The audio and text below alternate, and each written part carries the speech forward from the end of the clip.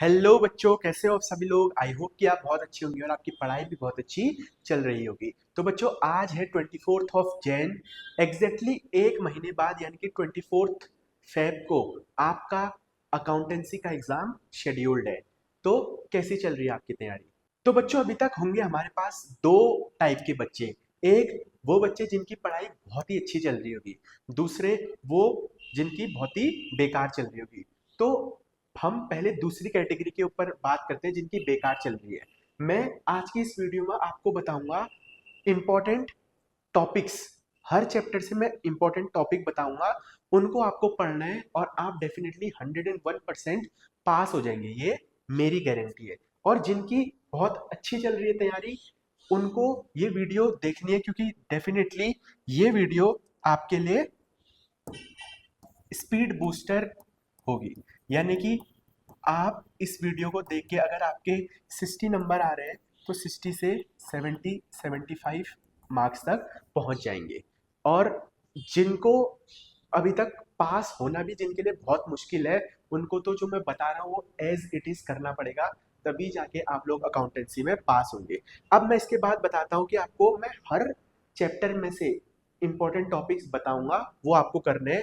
मैं इस वीडियो को बेसिकली एनसीईआरटी के बेसिस पे बता रहा हूँ। आई नो कि आप डिफरेंट डिफरेंट बुक से पढ़ते होंगे, कुछ डीके गोयल से पढ़ते होंगे, कुछ टीएस गिरेवाल से पढ़ते होंगे। तो बेस सबको एज अ एनसीईआरटी लेकर चल रहा हूँ मैं। डेफिनेटली आप इसको पढ़ेंगे तो 101% पास होने की गारंटी किसकी है? मेरी है। मैं गारंटी लेता हूँ, अगर आपने इतना कर दिया तो पास हो जाएंगे। तो बच्चों, ये तो रही हमारे क्वेश्चंस की बात। Apart from that, MCQ. MCQ के लिए मैं पिछले 3 साल के एमसीक्यूज में सॉल्व करवा रहा हूँ। बिजनेस का ऑलमोस्ट डन हो गया, सिर्फ 1 साल का बचा है।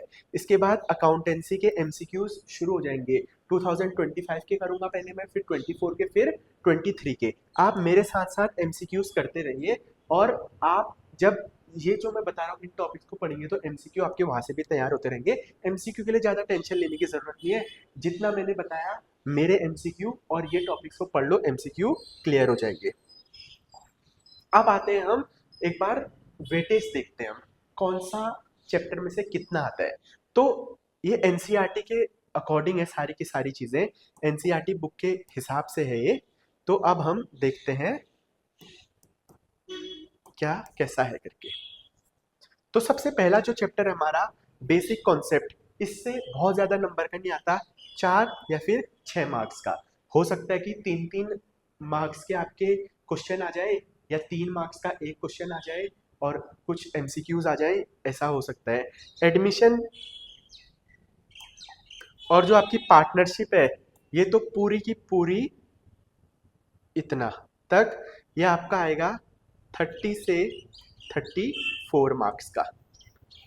और शेयर कैपिटल और डिबेंचर, ये आएंगे आपके 24 मार्क्स के।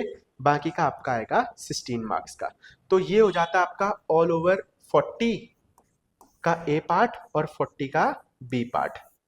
ये ऐसे करके आपका 80 मार्क्स यहाँ पर को बन जाएंगे। तो अब हम शुरू से देखते हैं, फर्स्ट में क्या क्या इंपॉर्टेंट है, सेकंड में क्या क्या इंपॉर्टेंट, थर्ड में क्या क्या इंपॉर्टेंट है। ऐसे करके हम चैप्टर नंबर 10th तक देखेंगे कि क्या क्या चीजें कौन कौन सी इंपॉर्टेंट है। तो हमारा सबसे पहला जो चैप्टर आता है, पार्टनरशिप बेसिक कॉन्सेप्ट, जिसमें मैंने बताया था आपको कि सिर्फ 4 या 6 नंबर का आता है। तो उसमें से सबसे पहले आप पढ़ लो गारंटी, गारंटी ऑफ प्रॉफिट, जिसमें ए और बी दो पार्टनर होते हैं और सी को इतनी गारंटी देते हैं कि आपको इतना प्रॉफिट मिलेगा ही मिलेगा। फिर है पास्ट एडजस्टमेंट। ये दोनों आपको पढ़ना ही पढ़ना है और सवाल इसमें से ही आएगा। और इसके अलावा अगर आप पढ़ सकते हैं तो पीएल अप्रोप्रिएशन के 1-2 सवाल बना लीजिए और कैपिटल अकाउंट बना लीजिए। ऑब्वियसली पास्ट एडजस्टमेंट में ये दोनों का इन्वॉल्वमेंट तो है ही। जिसको पास्ट एडजस्टमेंट आता है यानी कि उसको पीएल अप्रोप्रिएशन और कैपिटल अकाउंट भी आता है। फिर इसके बाद है एडमिशन। एडमिशन एनसीईआरटी में एक ही है, किसी किसी बुक में दो भी दे। पहला है चेंज इन पीएसआर और एडमिशन। इसमें मैं आपको बता देता हूँ कुछ इंपॉर्टेंट टॉपिक, जैसे इसमें न्यू रेशियो निकालो, ओल्ड रेशियो निकालो, गेनिंग निकालो, सेक्रीफाइस निकालो। ये कुछ चीजें हैं न्यू निकालो कि ए और बी पार्टनर थे, सी इतना एक्वायर हुआ, इतना सरेंडर हुआ, ये सारी चीजें आपको देख लेनी है। इसके अलावा revaluation account, partners capital account. Partners capital account में भी दो चीजें आती हैं, एक आता है प्रपोर्शनेट कैपिटल और एक आती है total capital of the firm. ये आपके उसमें पेपर में यहीं से आएगा। इसके अलावा लास्ट आता है गुडविल। गुडविल में भी एपी, एसपी, एनपी और इसमें वो जो चीजें होती हैं ओवर वैल्यू, अंडर वैल्यू और डेप्रिसिएशन, ये सारी चीजें आपको देख लेनी है, यहीं से गुडविल में सवाल आएगा। और इतनी सारी चीजें आपको पढ़नी है एडमिशन के लिए। फिर रिटायरमेंट या डेथ। रिटायरमेंट या डेथ कुछ चीजें जो सब में कॉमन है, जैसे गेन निकालो, सेक्रीफाइस निकालो, गुडविल निकालो, और इसमें जैसे रिवैल्यूएशन सेम है और इसमें पार्टनर्स कैपिटल भी सेम है। इसमें ये चीजें हैं, गुडविल वगैरह मैं बार बार नहीं लिख रहा हूँ, ऑब्वियसली इंपॉर्टेंट तो है ही गुडविल निकालना, और ओल्ड रेशियो, न्यू रेशियो, ये सारी चीजें इंपॉर्टेंट है। इसके अलावा है इसमें एग्जीक्यूटर्स अकाउंट। एग्जीक्यूटर्स अकाउंट, और वो जब किसी की डेथ हो जाती है, जब कोई रिटायर हो जाता है तो उसको कितना प्रॉफिट मिलेगा वो निकालना। ये सारी चीजें देख लेना अच्छे से। बस इतना ही हमारा यहाँ पर तक का पार्टनरशिप। फिर आता है हमारा डिसोल्यूशन। डिसोल्यूशन में सिंपल है रियलाइजेशन। रियलाइजेशन और इसमें पार्टनर कैपिटल अकाउंट तो है ही, partner capital account, loan account यहाँ पर को बन जाएगा, और बहुत सारी चीज़ें इसमें इंक्लूड नहीं है। बस इतना ही था। फिर इसके बाद है शेयर कैपिटल। शेयर कैपिटल में कुछ कुछ चीज़ें हैं, जैसे पहली चीज़ है 8 मेजर एंट्री। ये तो सबको याद होगी, bank account debit to share capital वाली, ठीक है। 8 मेजर एंट्री, फिर 8 मेजर एंट्री के बाद परचेज कंसिडरेशन आएगा ही आएगा। परचेज कंसिडरेशन, परचेज कंसिडरेशन के बाद जो तीसरा और लास्ट इंपॉर्टेंट टॉपिक है वो है यहाँ पर को प्रोराटा, फोरफीचर, रीइश्यू, इनके साथ साथ कैपिटल रिजर्व निकालना। इसको भूलना मत, ये सबसे ज्यादा इंपॉर्टेंट चीज होती है। और इसमें बैलेंस शीट बनाना, ये भी आ रहा है, आपने प्रीवियस ईयर देखा होगा तो, बैलेंस शीट जिसमें हम नोट्स टू अकाउंट बनाते हैं। ये सारी चीजें इंपॉर्टेंट है। फिर इसके बाद है डिबेंचर। डिबेंचर में भी वही 8 मेजर एंट्री। 8 मेजर एंट्री के बाद आता है आपका परचेज कंसिडरेशन।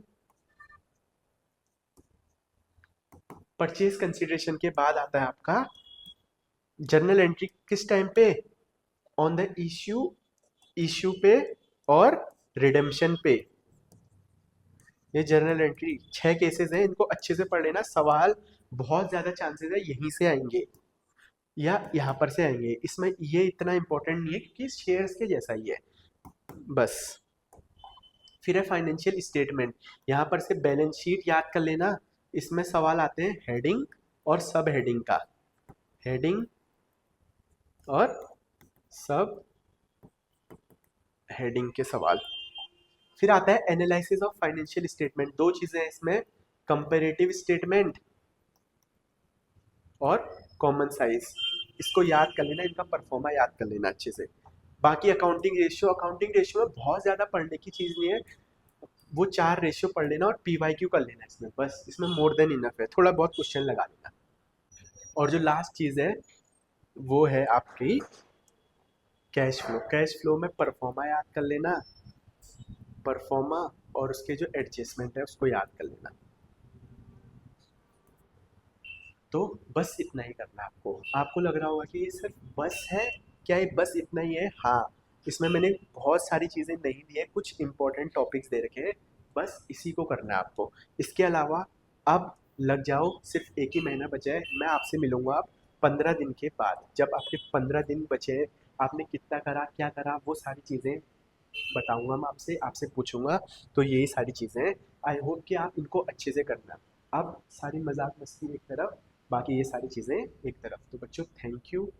और अगर चैनल पे नए हैं तो like, comment, share and subscribe ये सारी चीज़ें करिए। और अपने उस दोस्त को भी ज़रूर भेजिए जिसको पास होने के चांसेस आपको थोड़े कम लग रहे हैं। इंपॉर्टेंट टॉपिक देखेगा तो पास हो जाएगा और पढ़ेगा वो। बस आज की वीडियो के लिए बस इतना ही। आपको 15 दिनों के बाद मिलूंगा और बीच में एमसीक्यूज आएंगे तो वो भी देखते रहना।